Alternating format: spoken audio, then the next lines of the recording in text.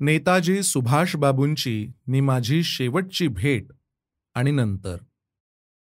दिनांक 22 जून 1940 या दिवशी त्यावेळेचे देशगौरव आणि आताचे नेताजी सुभाषचंद्र बोस हे अकस्मात सावरकर सदनात येऊन मला भेटले. त्या काळात दुसरे जागतिक महायुद्ध भर रंगात आलेले होते.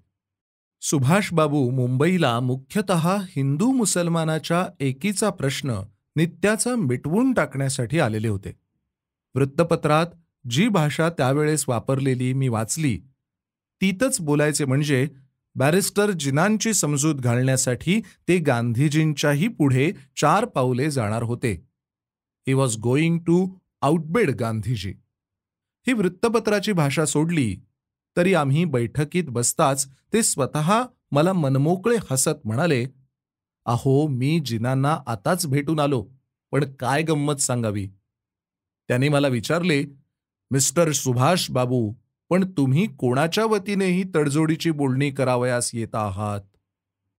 मी म्हणालो, "काँग्रेसच्या वतीने." त्यावर जिना म्हणाले, "पण तुम्हाला तर काँग्रेसने बहिष्कारलेले आहे." मी म्हणालो, "पण फॉरवर्ड ब्लॉकचा तरी मी अधिकृत पुढारी आहे की नाही? त्याच्या वतीने मी बोलू शकतो." त्यावर जिना म्हणाले, "परंतु जर तुम्ही मला मुसलमानांचा पुढारी म्हणून हिंदू मुसलमानांच्या तडजोडीकरिता भेटत असाल, तर हिंदूच्या प्रतिनिधित्वाचा अधिकार असलेल्या कोणाशी तरी बोलण्यात अर्थ आहे. तुमचा फॉरवर्ड ब्लॉक स्वतःला हिंदू संस्था म्हणून घेतो आहे का? नाही." त्यावर मी म्हणालो, "तर मग मी एक हिंदू म्हणून तरी हिंदू मुसलमान तडजोडीविषयी बोलू इच्छितो." त्यावर जिना म्हणाले, "तर मग तुम्ही प्रथम सावरकरांना जाऊन भेटा. हिंदूंचे प्रतिनिधित्व ते करू शकतात. व्यक्ती व्यक्तीशी चर्चा करून काय उपयोग? सावरकर आले तर आपण काही चर्चा करू." तेव्हा मी जिनांचे घरून निघालो नि आपल्याकडे तडक आलो. असे म्हणून सुभाषबाबू एकदा स्वतःच पोटभर हसले, नंतर पुन्हा म्हणाले, "नाहीतरी मला आपल्याकडे एकदा यावयाचेच होते या पाळीला." सुभाषबाबूंनी काढलेल्या त्या हिंदू मुसलमान एकीच्या मुख्य प्रश्नाविषयी मी काय चर्चा केली ते स्थलाभावी सोडून देतो.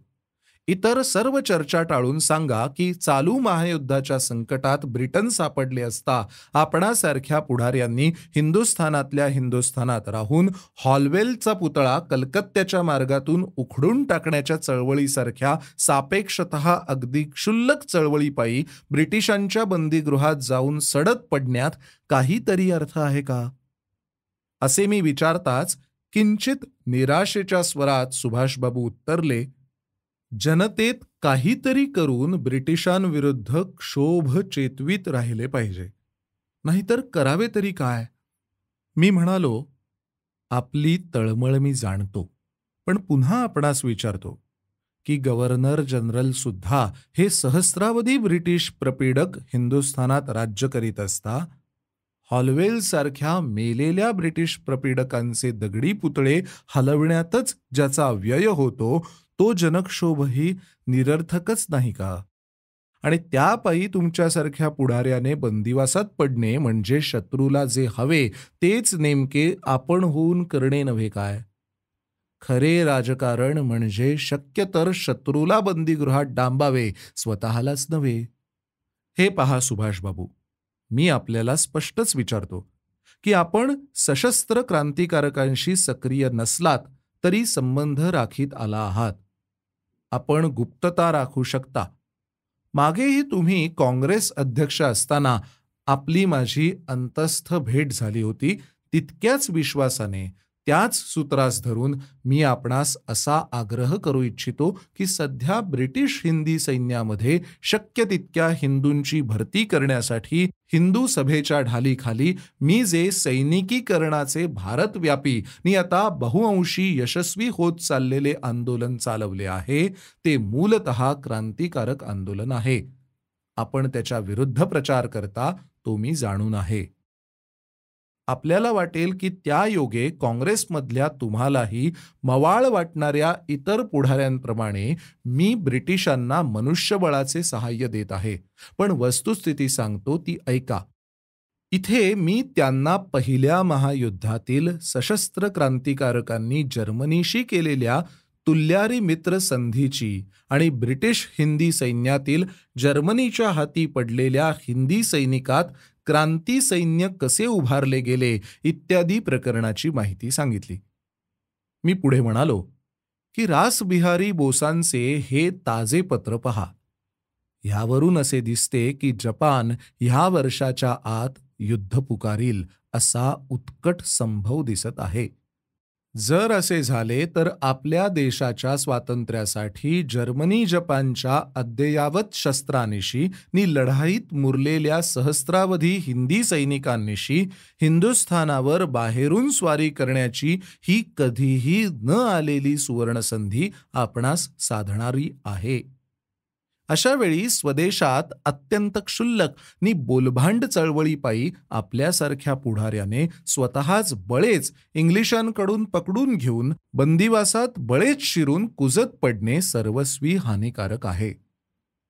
काँग्रेस किंवा तत्सम निशस्त्र प्रतिकारवादी संस्थेच्या कोणत्याही पुढाऱ्यापेक्षा ब्रिटिश सत्ता आपणासच प्रथमतः पकडण्यास टपलेली आहे. अशा वेळी रासबिहारी सारखे अनेक सशस्त्र क्रांतिकारक पुढारी जसे हिंदुस्थानातून ब्रिटिशांच्या हातावर तुरी देऊन जपान जर्मनी येथे निसटून गेले तसे आपणही तत्काळ झुलकांडी देऊन देशाबाहेर निसटून जावे. तिकडे इटली जर्मनीच्या हाती पडलेल्या सहस्रावधी हिंदी सैनिकांचे पुढारीपण उघडपणे स्वीकारावे. हिंदुस्थानच्या संपूर्ण स्वातंत्र्याची प्रकट घोषणा करावी आणि जपान युद्धात पडताच साधेल त्या मार्गाने बंगालच्या उपसागरातून म्हणा किंवा ब्रह्मदेशातून म्हणा हिंदुस्थानातील ब्रिटिश सत्तेवर बाहेरून स्वारी करावी. असा काहीतरी सशस्त्र नि साहसी पराक्रम केल्या वाचून आपण हिंदुस्थान स्वतंत्र करू शकणार नाही. असा पराक्रम नि साहस करण्यासाठी जी 2-3 माणसे आज मला समर्थ दिसतात त्यात आपण एक आहात. त्यातही माझा आपणावरच डोळा आहे. इतके बोलून मी थांबलो. सुभाषबाबू कोणत्या तरी आकस्मिक विचाराच्या तंद्रीत मनुष्य खाली पाहत बसतो तसे काही वेळ स्तब्धपणे खाली पाहत बसले. मी केलेल्या सूचनेवर त्यांनी झटपट काहीतरी हो किंवा नाही म्हणावे असा माझा कोणताही आग्रह नाही हे दर्शवण्याकरता मी बळेच तो विषय अगदी सोडून देऊन त्यांच्या माय स्ट्रेंज इलनेस ह्या लेखाचा विषय काढला. पण तेच होऊन मला म्हणाले, मी आता प्रथम कलकत्त्याला जाऊन तेथे काय घडते ते पाहतो आणि मग माझा पुढचा नक्की कार्यक्रम कोणचा ते ठरवीन. इकडे आल्यास आपल्याला पुन्हा भेटेनच. यापेक्षा ह्याविषयी अधिक उलगडा मी विचारला नाही, त्यांनी केला नाही. आणि नंतर थोड्याच दिवसात सुभाषबाबू कलकत्त्याला गेले आणि जाताच पुतळा प्रकरणात पकडले जाऊन बंदीगृहात टाकले गेले म्हणून अपेक्षित बातमी आली. बंदीगृहात पडल्यानंतर मात्र त्यांच्या मनातील हिंदू मुस्लिम ऐक्य, हॉलवेलचा पुतळा प्रभृतीपूर्वीचे जे काय असतील नसतील ते सारे सापेक्षतः क्षुल्लक नि वायफळ कार्यक्रम झिडकारले जाऊन त्यांचे सारे प्रयत्न बंदिवासातून कशी तरी सुटका करून घेऊन जर्मनी जपानकडे निसटून जाण्याचे साहस करण्यावरच केंद्रित झाले हे आता प्रसिद्ध झालेल्या सर्व वृत्तावरून उघडच आहे. त्यांनी बंदिवासात अन्नत्याग केला. ब्रिटिश शासनाच्या मानहानी करणाऱ्या अटी मानूनही पण सुटका करून घेतली आणि नंतर पुन्हा बंदीगृहाकडे परतण्याआधीच अत्यंत धाडसाने नि कौशल्याने ते ब्रिटिश सत्तेच्या हातावर तुरी देऊन हिंदुस्थानातून निसटले. जर जर्मन प्रभृती ब्रिटिश शत्रूंच्या राष्ट्रात जाऊन तेथील पाडाव झालेल्या सहस्रावधी हिंदी सैनिकातून सशस्त्र क्रांतिकारक मुक्ती सैन्याची उभारणी करण्याचा बेत सुभाषबाबूच्या मनात माझी भेट होण्यापूर्वीच ठरलेला असता तर इंग्रजांच्या हातून परराष्ट्रात निसटून जाण्यास ज्यावेळी ते स्वतंत्र होते त्यावेळी अधिक सुलभपणे यत्न करता आला असता. आणि त्यांच्यासारख्या चाणाक्ष पुढाऱ्यांनी हालवेलच्या पुतळा प्रकरणासारख्या क्षुद्र गोष्टीपायी स्वतःवर बंदिवास जाणून बुजून ओढवून घेण्याचा अडाणीपणा कधीही केला नसता. अर्थात बहुधा माझ्या भेटीत मी केलेल्या गंभीर सूचनेमुळेच परराष्ट्रात जाऊन क्रांतिकार्याची धुरा अंगावर घेण्याची निश्चित कल्पना आणि स्फूर्ती नेताजी सुभाषचंद्रांना झाली असली पाहिजे. हिटलर मुसोलिनशी संधी. जर्मनीत पोहोचताच सुभाषबाबूंनी उघडपणे हिटलर मुसोलिनशी तुल्यारीमित्र संधी करून ब्रिटिशांच्या विरुद्ध भारतीय युद्धांची घोषणा कशी केली. इटली जर्मनीच्या हाती पडलेल्या सहस्रो ब्रिटिश हिंदी सैनिकांना जर्मनीच्या अद्ययावत शस्त्रास्त्रांनी सुसज्ज करून भारतीय क्रांतीसेना कशी उभारली. जर्मन पाणबुडीतून ते जपानने जिंकून घेतलेल्या सिंगापूरला कसे गेले. सिंगापूरहून ब्रिटिश सेनानी पळून गेल्यामुळे तिथे उरलेल्या शस्त्रास्त्रांच्या अपार साठ्याने सुद्धा तेथील 40 ते 50 सहस्र हिंदी सैन्याने जपानच्या पाठिंब्यामुळे रासबिहारी बोसांच्या नेतृत्वाखाली हिंदुस्थानला मुक्त करण्यासाठी क्रांती सैन्य कसे उभारले.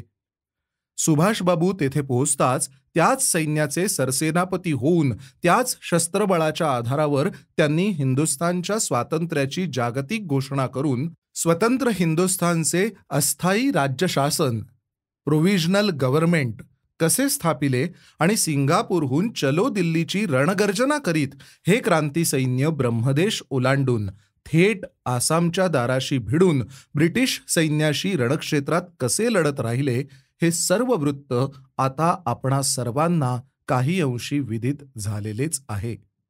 याच मध्यंतरात हे जे 50-60 सहस्त्राचे हिंदी सैन्य अद्ययावत शस्त्रास्त्रासह सुभाषबाबूंना उभारता आले, ते आधी हिंदुस्थानात ब्रिटिश सैन्यात सहस्रावधी हिंदू सैनिकांची भरती करणाऱ्या आमच्या सैनिकीकरणाच्या आंदोलनामुळेच शक्य झाले.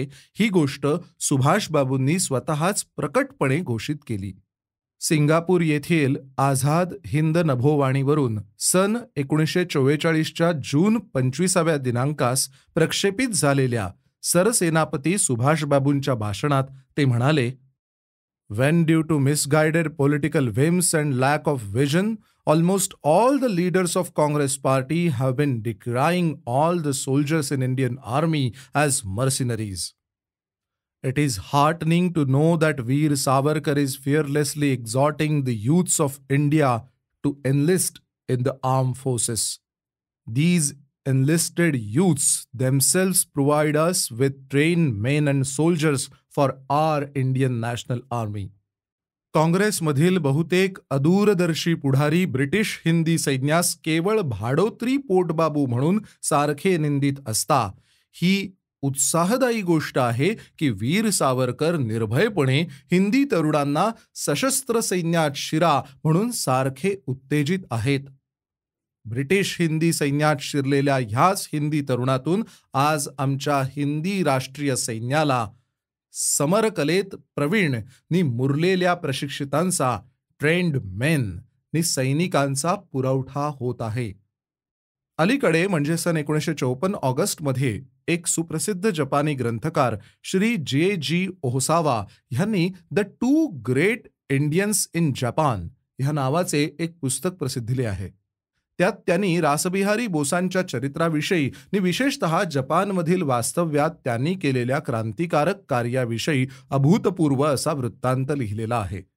दुसऱ्या महायुद्धात जपानी सैन्य सिंगापूरवर चालून गेले तेव्हा तेथील ब्रिटिश हिंदी सैन्याशी जपानी सैन्याची लढाई चालली असता सेनापती रासबिहारी बोसांच्या क्रांतिकारक सैन्याची तुकडीही ब्रिटिशांशी लढत होती. ह्या ग्रंथातील त्या प्रसंगासंबंधीच्या दैनंदिनीतील एक उतारा मी तुटकपणे देत आहे. February. Japanese attack on Singapore began. The resistance of British Indian force was strong. The Imperial Guards headquartered that to the Japanese had to encounter many difficulties. The chief of the Indian National Army proceeded alone to the front line and talked to Indian officers and soldiers in British Army not to be false to their love of India and the independence of India in sterling, heart-stirring words. Miracle accomplished. The shooting, that too on the side of British Indian forces, was stopped. Savarkar's militarization policy in World War II began to take shape. The speech was finished. Waves of cheers rose from the Indian soldiers who jumped into the Indian National Army. Even the Japanese Imperial Guards were entirely stupefied. Fall of Singapore. Surrendered. British soldiers numbered some 45,000 and Indians too. Indian National Army absorbed these Indians, soldiers and officers, and developed into a formidable forces of 50,000. Amongst the Indians nearby surrendered Indian National Army, there were some 30 officers, including it Colonel Ras Bihari, who became Supreme Commandant. बाहेरून ह्या क्रांतिकारक Indian national आर्मीचे शस्त्रसज्ज सैनिक ब्रिटिशांवर चालून येत असताना हिंदुस्थानच्या आतही निशस्त्रवादी नि अहिंसक म्हणवणाऱ्या काँग्रेसने निशस्त्र प्रतिकाराचा उठाव केला. Quit India but keep your army here ही त्यांची प्रकट घोषणा होती. ब्रिटिशांनो, हिंदुस्थान सोडा पण तुमचे सैन्य मात्र हिंदुस्थानात ठेवा ही काँग्रेसची घोषणा जरी वदतोव्याघाताचे उत्कृष्ट उदाहरण होते तरी सुदैवाने जनतेला त्यातील क्विट इंडिया एवढा पूर्वार्धच काय तो ऐकू आला नि समजला. पण कीप युअर आर्मी हिअर हा बावळट नि भेकड उत्तरार्ध जनतेला नीटसा ऐकू आला नाही नि समजला तर नाहीच नाही. ह्या क्विट इंडियाच्या काँग्रेसी आंदोलनानेही देशभर मोठी खळबळ उडवून दिली. काँग्रेसमधील शेकडो देशभक्त पुढारी बंदिवासात पडले. त्यांच्या कार्याविषयी नि कष्टाविषयी त्यांचेही यथाप्रमाण आभार आहेतच. पण सर्वांना तो वृत्तांत माहीतच आहे, म्हणून त्याची पुनरुक्ती न करता त्या क्विट इंडिया चळवळीविषयी जी गोष्ट स्वतःस अहिंसक म्हणवून घेणाऱ्या काँग्रेसीय लेखकांकडून जाणून बुजून सांगितली जात नाही ती तेवढी येथे ठळकपणे सांगतो. ती गोष्ट ही की बंदिवासात जाणे, हरताळ पाडणे प्रभृती केवळ आत्मक्लेशी नि निशस्त्र साधनांनी ती चळवळ दडपून टाकण्यासाठी सशस्त्र अत्याचार करीत चाललेल्या हिंदुस्थानातील ब्रिटिश अधिकाऱ्यांना तोंड देणे आणि ब्रिटिश सत्तेला हादरा बसेल असा परिणामकारक प्रतिकार करणे अशक्य आहे असे अनुभवास आलेल्या काँग्रेसमधील शेकडो नेत्यांनी नि अनुयायांनी शेवटी सशस्त्र क्रांतिकारकांचाच मार्ग पत्करला. त्यांनी पटापट भूमिगत होऊन गुप्तपणे ब्रिटिश सत्तेचा सशस्त्र प्रतिकार चालविला नि एकच रक्तपाती धुमाकूळ उडवून दिला. शेवटी निशस्त्रवादी काँग्रेसच काही काळ सशस्त्र क्रांतिकारकांची मठी बनली. ह्याप्रमाणे एकीकडे हिंदुस्थानात ह्या काँग्रेसमधील सशस्त्र क्रांतिकारकांचा हा धुमाकूळ आणि दुसरीकडे क्रांतिकारकांची हिंदुस्थान मुक्त करण्यासाठी बाहेरून येणारी मोठमोठी सैन्ये यांच्या कात्रीत हिंदुस्थानातील गांगरलेली ब्रिटिश सत्ता सापडली असता जपानवर अमेरिकेचा पहिला ॲटम बॉम्ब पडला नि जपान शरण गेला. तिकडे युरोपमध्ये हिटलर मुसोलिनचा सपशेल पराभव झाला. अमेरिका, ब्रिटन, फ्रान्स ह्या त्रयीने ते दुसरे महायुद्ध जिंकले.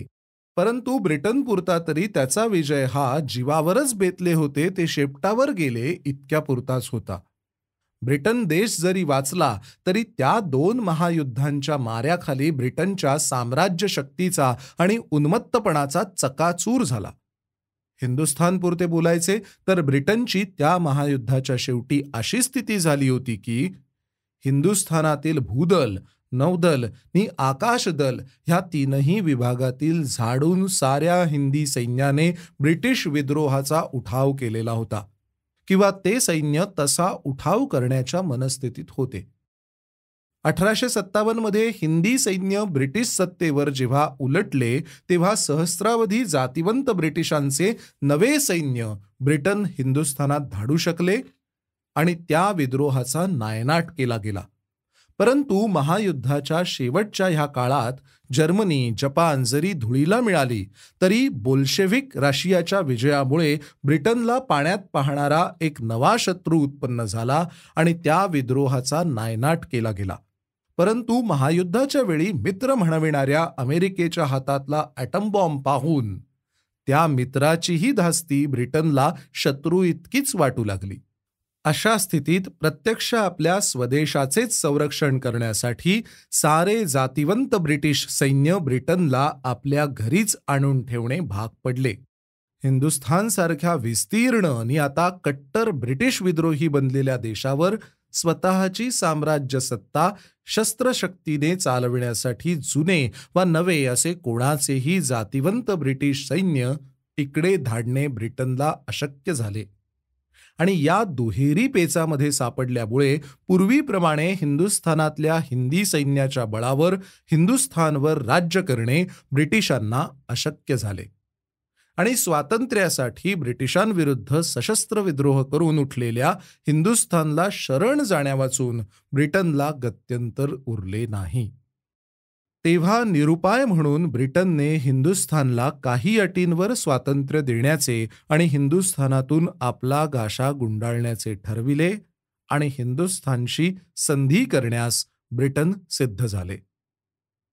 इंडिपेंडन्स ऑफ इंडिया ॲक्ट च्या वेळी ब्रिटिश पार्लमेंटमध्ये साम्राज्य सत्ता सोडण्याचा प्रसंग आल्यामुळे दुःखी कष्टी झालेल्या चर्चिलच्या एका प्रश्नास निरुपाय आहे म्हणून उत्तरिताना त्यावेळचे ब्रिटिश पंतप्रधान ॲटली यांनी ज्या 3-4 वाक्यात ब्रिटनच्या मनाचे अगदी सूक्त रूपाने वर्णन केले ती वाक्ये अशी: Britain is transferring power due to the fact that 1.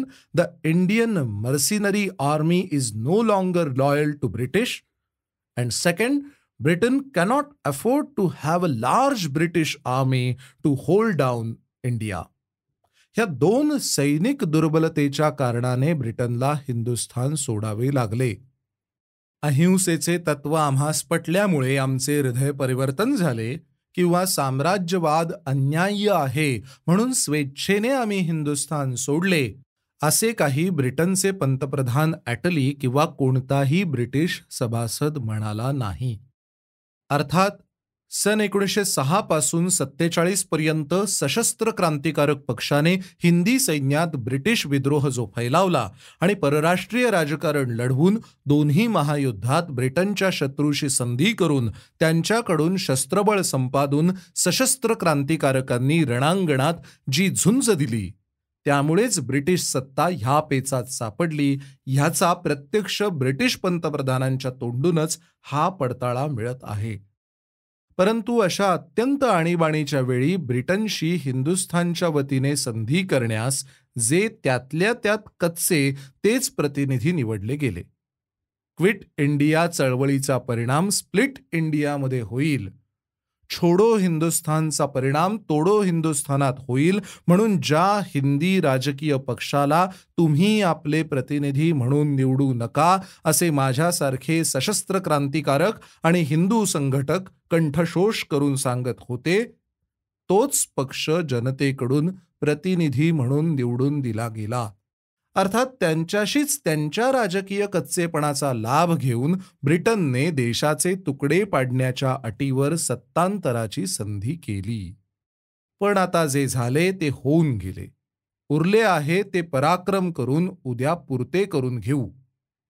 परंतु जे साधले आहे ते यशही इतके उदंड आहे की गेल्या 1 सहस्त्र वर्षात आज आपण मिळवलेल्या ह्या यशाला आपल्या इतिहासात तोड सापडणार नाही. ब्रिटिशांसारख्या शत्रूच्या हातून आज निदान 3/4 हिंदुस्थान तरी आपण स्वतंत्र केला आहे.